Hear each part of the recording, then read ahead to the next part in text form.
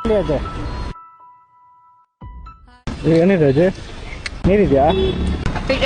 ನೀರಿದೆ. ಅಂಗಡಿ ಇವಾಗ ಹಾಕಿದ್ರ ಯಾಕೆ ವ್ಯಾಪಾರ ಇಲ್ವಾ? ಮತ್ತೆ ವ್ಯಾಪಾರ ಇಲ್ಲ ಅಂದ್ರೆ ಅಷ್ಟು ದೂರ ಹೆಂಗ್ ಬರ್ತೀರಾ? ಏನ್ ಮಾಡೋದು ಇದುವರೆಗೂ ಮಾಡೋಣ ಆಮೇಲೆ ದೇವ್ರಿ ಅಜ್ಜಿ ದೇವ್ರಿಷ್ಟೇ ಊಟ ಆಯ್ತಾ ಹೊತ್ನಲ್ಲಿ?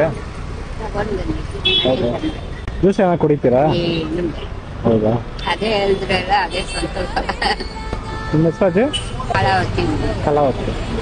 ಒಬ್ಬ ಮಗ ಇದ್ದ, ಅವನು ಹೋಗಿ 20 ವರ್ಷ ಆಯ್ತು ಮನೆ ಬಿಟ್ಟು ಹೋಗಿ. ಅವನ್ನ ಕಳ್ಕೊಂಡು ಏನೇನ್ ಮಾಡ್ತೀರಾ?